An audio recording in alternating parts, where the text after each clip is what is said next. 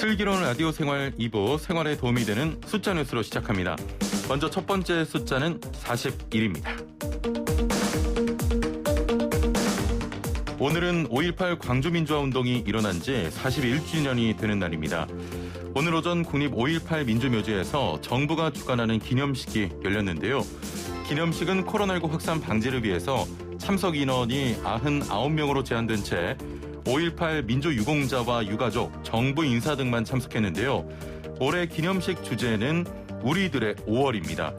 41년 전 광주의 5월이 현재를 살아가는 우리 모두의 5월이란 의미인데요. 아픔에 대한 진정한 사과와 용서, 위로가 우리 미래의 원동력으로 재점화해야 한다는 점이 강조됐습니다.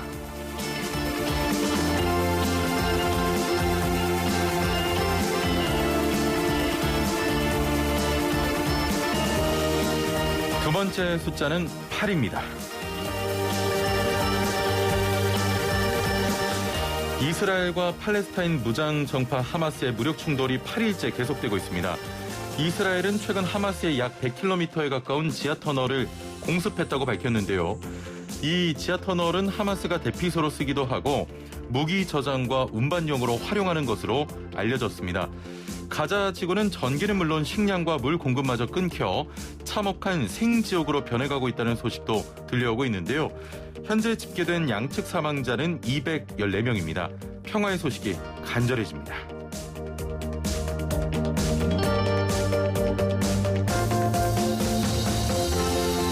세 번째 숫자 3입니다.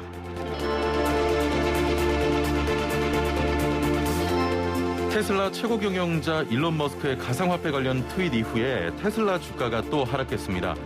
테슬라는 현지 시간 17일 미국 뉴욕 증시에서 2.19% 하락한 576.83달러로 장을 마쳤는데요. 블룸버그 통신은 머스크가 테슬라 주가 하락으로 세계 2위 부자 자리를 베르나르 아르노, 루이비통, 모에 헤네시 회장에게 내주고 3위로 하락했다고 전했습니다. 저희 방송에서도 머스크는 왜 이럴까 인터뷰를 진행한 적이 있는데요. 한마디로 비트코인 시장을 쥐락펴락하던 일론 머스크, 후폭풍을 맞은 걸까요?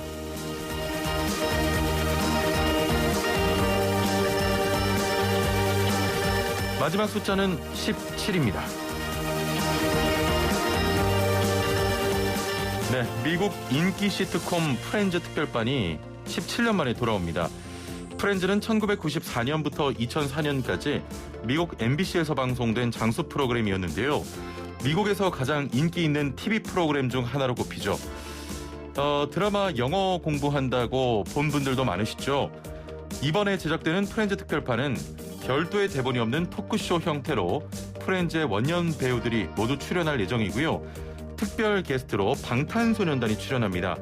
리더 RM은 국내외의 여러 인터뷰에서 유창한 영어 실력 비결이 어머니가 사주신 프렌즈 DVD라고 밝힌 바 있죠. 지금까지 생활에 도움이 되는 숫자 뉴스였고요. 자, 오늘 상식 퀴즈가 좀 뭐랄까요, 어려워하시는 것 같아요. 퀴즈 다시 한번 좀 전해드립니다. 단문 50원, 장문 100원의 유료 문자 샵 0945번으로 정답 아시는 분은 보내주시면 되고요. 정답 맞추신 분들 중에 추첨을 통해 정말 많은 상품들 보내드리고 있으니까요. 퀴즈 잘 듣고 맞춰주시면 됩니다. 자, 조금 전 5.18 민주화운동 기념식이 진행된 광주 국립 5.18 민주묘지, 묘지 광장에 있는 참배탑 주변에는 12지상이 자리하고 있는데요. 몇 마리 빠진 동물이 있다고 합니다. 자, 몇 가지 해석이 있는데요.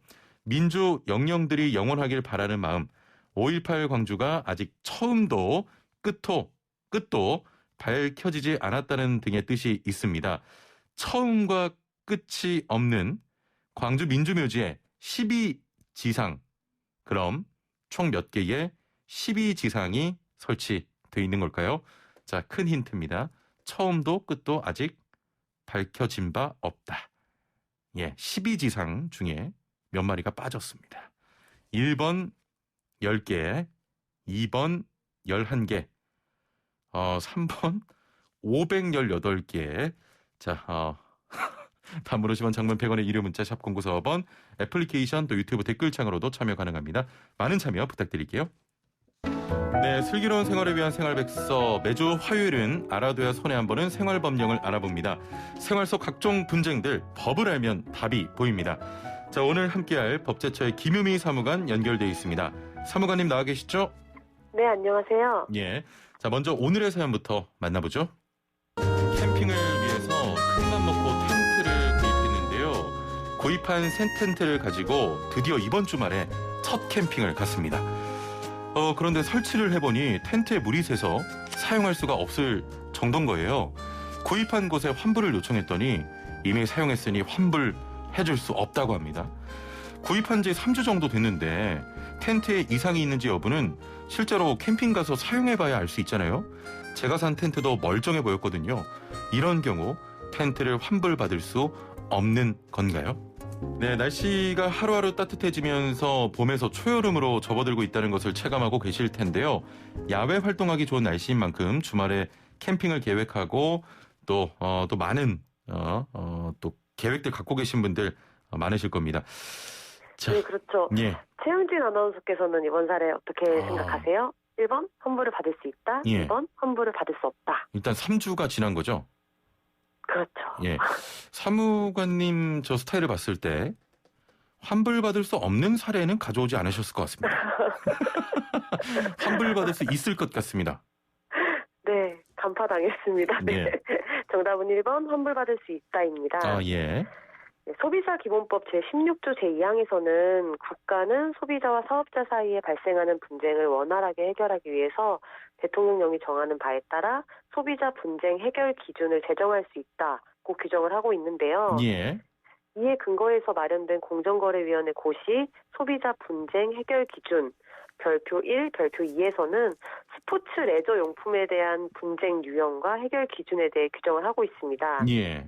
이 고시에 따르면 우선 별표 1에서는 스포츠 레저 용품이 무엇인가 이 품목으로 등산용 버너, 코펠, 텐트, 운동구, 라켓류, 낚시용구, 헬스기구, 스키용품, 골프용품 등으로 명시를 하고 있어서 예. 텐트는 이 고시상에서 스포츠 레저 용품으로 분류를 할 수가 있는데요. 예.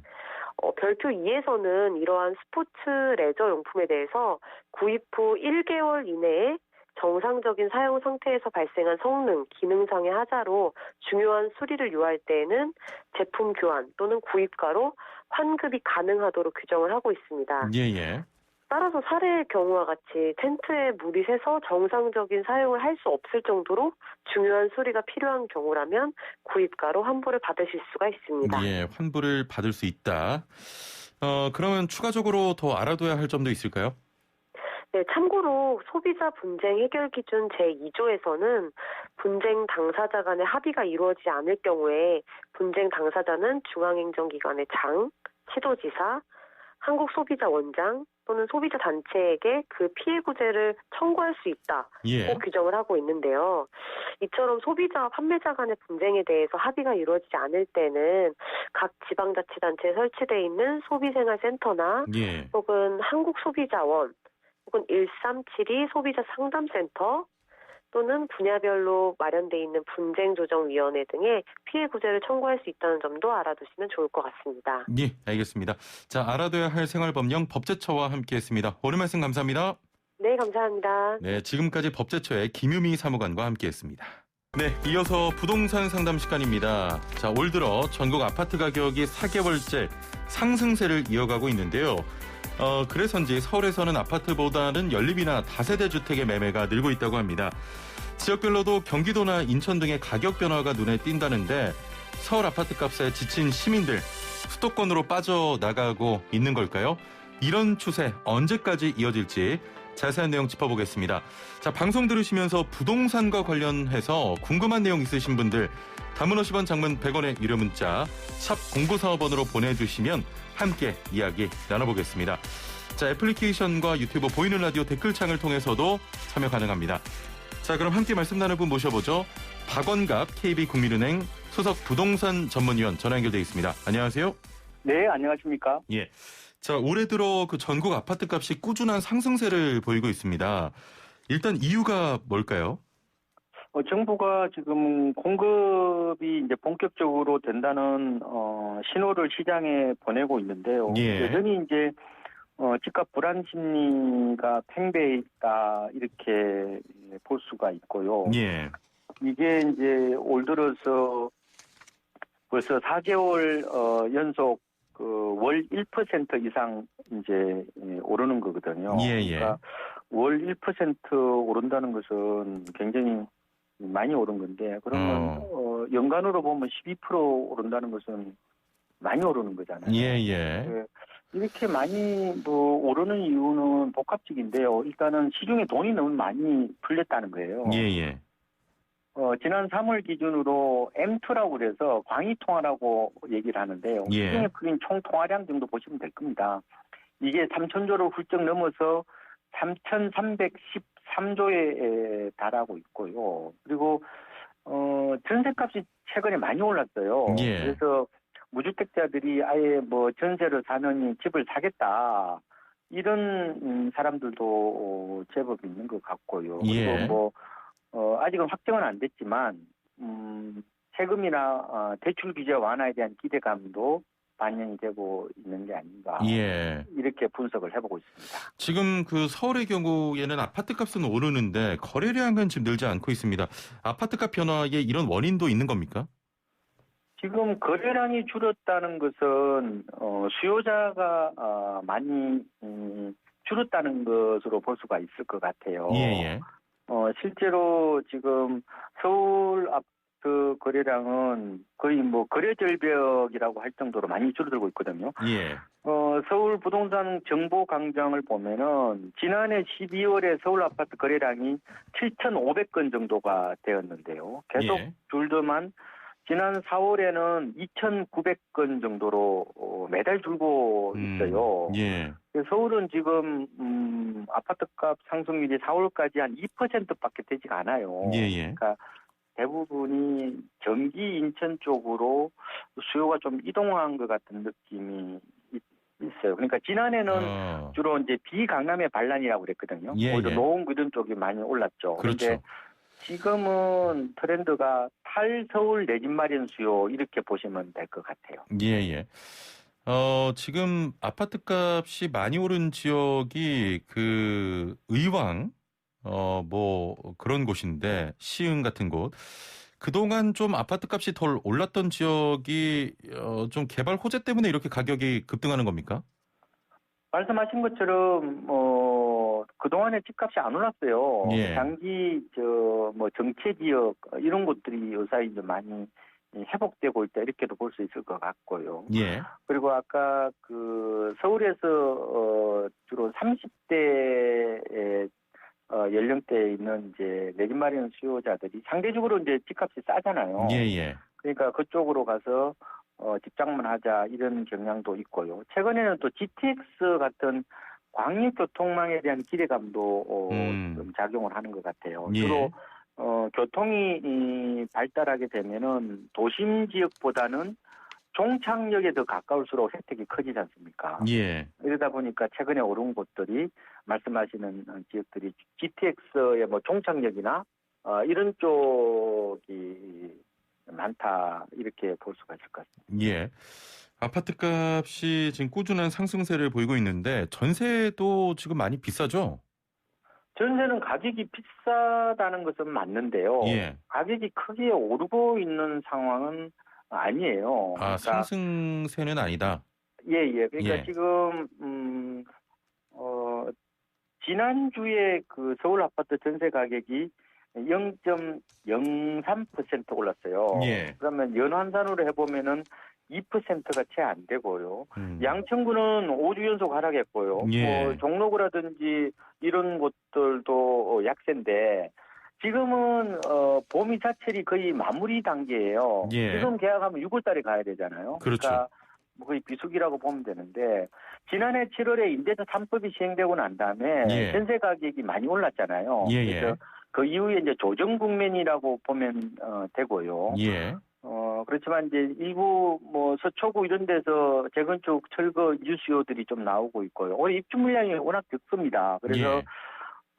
다소 좀 불안하긴 하지만 너무 많이 올라서 뭐 전세, 뭐 대란 이런 쪽은 가지는 않을 것이다. 예. 이렇게 조심스럽게 예상을 해보고 있습니다. 자, 지금 전반적인 변화 추세를 보면은 서울보다는 경기 인천 지역의 변동이 좀 커 보이는데 어느 정도입니까? 올 들어 4월까지 가장 많이 오른 곳이요. 안산시 상록구라는 곳인데, 예. 그러니까 4월까지 누적 상승률이 한 15.7% 정도 되고요. 아까 의왕시 말씀하셨잖아요. 예. 14%. 그다음에 고양시 덕양구 12%. 그다음에 뭐 시흥시 같은 경우는 한 10% 정도 되는데, 예. 작년과는 달리 올해는 특히 이제 경기 인천 쪽의 강세가 좀 두드러지는데요. 지방 광역시 같은 경우는 그렇게 높지는 않아요. 그런데 유독 지금 경기 인천에서 집값이 이제 가파른 상승세를 이제 보이고 있는 상황이다. 이렇게 보시면 될 것 같습니다. 그 집값 때문에 서울을 벗어나는 인구가 많다 이렇게도 해석이 가능하겠습니까? 그렇죠. 지금 서울에서 벗어나는 인구가 많이 늘고 있죠. 그러니까 결국은 이제 집을 그쪽에서 가서 산다는 것은 자연스럽게 인구가 탈서울화되고 있다는 거로 볼 수가 있는데 실제로 통계청의 연도별 주민등록 인구를 분석해 보면요. 경기도 인구가 지금 한 1,342만 명 정도가 되는데요. 5년 대비해서 한 7.2% 늘어났고 인천광역시도 한 0.6% 같은 기간 늘어난 거 보면은 서울 인구가 결국 집 문제 때문에 줄고 대신에 이제 경기 인천 쪽이 늘어나는 집값 때문에 인구가 이동하는 그런 현상들도 나타나고 있다고 봐야 될 것 같습니다. 자, 그 서울 같은 경우에는 아파트보다는 다세대 연립주택의 매매 건수가 높다고 하는데요. 이것도 아파트 값의 영향이라고 봐야 될까요? 그렇습니다. 또 아파트 값이 이제 급등하고 나면은 후폭풍으로 이제 빌라 값이 오르고 거래량이 늘어나는 경향들이 강해요. 그런데 이제 최근에 그 이사 대책이 나왔잖아요. 그러면 이사 대책 이후에 이런 개발 예정지에서 빌라를 사게 되면은 현금 청산을 할 수 있다는 발표가 나왔잖아요. 그러면 이제 거래가 줄어들 거로 전망을 했는데 오히려 아파트 매매량을 추월했어요. 4월만 하더라도 빌라 거래 건수가 아파트보다 한 2,000건 정도 많을 것으로 지금 분석이 되고 있는데 상당히 이례적인 겁니까? 그렇죠. 아무래도 이제 아파트를 못 사니까 그냥 작은 주거 공간이라도 마련하자는 어떤 그런 뭐 조급함이라 할까요? 그런 생각에서 빌라를 찾는 경우도 좀 있는 것 같고요. 뭐 이사 대책이 나왔지만 여전히 뭐 개발 예정지에 뭐 좀 사야 되는 거 아닌가? 뭐 이런 투자 수요들도 좀 몰린 게 아닌가 이렇게 분석이 되고 있어요. 그런데 이거는 좀 위험할 수가 있을 것 같아요. 아까 말씀드린 것처럼 현금 청산되면은 자칫 손해 볼 수가 있고요. 또 빌라는 또 나중에 팔기가 좀 어려울 수도 있잖아요. 그러니까 여러 가지 또 뭐 입지 여건이나 뭐 가격이나 이런 걸 좀 보고 판단하시는 게 좋을 것 같습니다. 자, 지금 6월에 보유세 조정 이제 시기입니다. 뭐 정부에서도 다주택자들의 처분을 좀 늘리기 위해서 지금 보유세 조정을 한 건데 현재 좀 시장에서는 어떻습니까?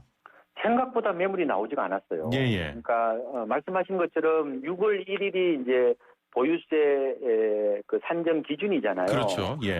또 하나는 6월 1일부터 이제 조정 대상 지역, 서울 같은 조정 대상 지역에서 양도세율이 10%포인트 늘어나게 돼요. 그러면은 5월 말까지 이제 잔금을 받아야 된다는 건데.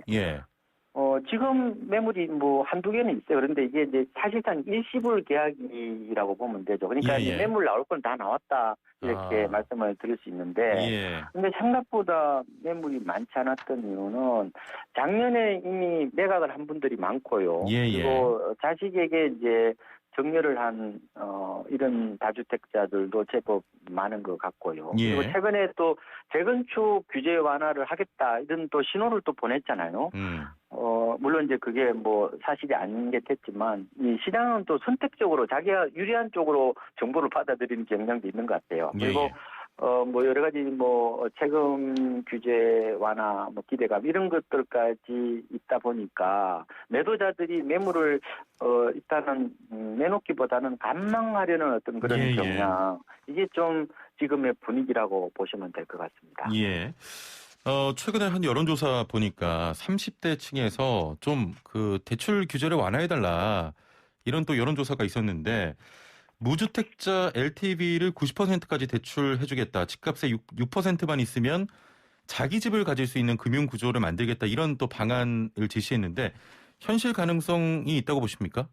글쎄요, 지금 금융당국에서 이게 대해서 좀 신중한 반응을 보이고는 있어요. 그런데 예, 지금 30대들 저도 얘기를 많이 들어보는데 예. 이 하나같이 전부 다 대출 문턱을 좀 낮추라는 거거든요. 아, 그렇죠. 예. 앞으로 일할 나이가 20년 이상 남았고 내가 갚을 시간이나 능력이 되는데 왜 예. 대출을 안 해주냐는 거예요. 그러니까 미국은 그 보통 그 다운 페이먼트라고 그래가지고 착수금이 있거든요. 보통 예. 한 10에서 한 20% 정도를 내고 나머지는 장기 모기지를 통해서 내 집 장만을 하잖아요. 아, 예, 우리도 그렇죠. 이제 이렇게 하자는 거예요, 결국은. 예, 예. 그런데 또 지금 시장 분위기를 좀 봐야 되는데 예.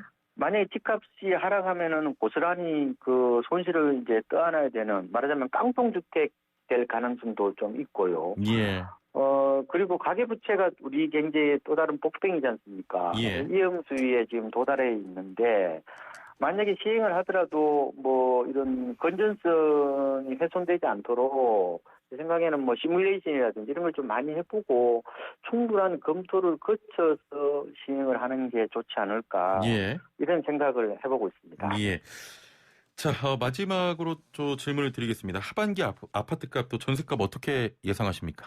하반기에는 거래가 좀 위축이 될 것 같아요. 예. 아까 말씀드린 것처럼 양도세 중과를 하게 되면은 거래가 좀 줄어드는 이른바 이제 매물 장기 면상이 일부 나타날 수가 있고요. 예. 또 토지 거래에서 허가 구역도 많이 늘어났잖아요. 그래서 거래는 줄어드는데 가격은 규제 완화에 대한 기대감이 있어서 크게 빠지지는 않을 것 같아요. 한 소폭 상승 정도로 예. 보고 있는데요.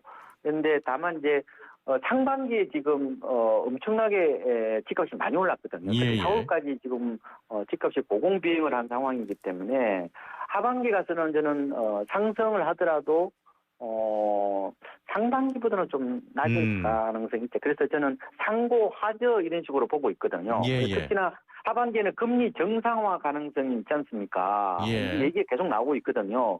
집값이 지금 오른 것은 저금리와 가입 유동성 세례 영향이 크기 때문에 조금은 시장을 좀 냉철하게 좀 보수적으로 바라보는 것도 좋지 않을까 예. 이렇게 보고 있습니다. 알겠습니다. 자, 오늘 말씀 여기까지 듣겠습니다. 감사합니다.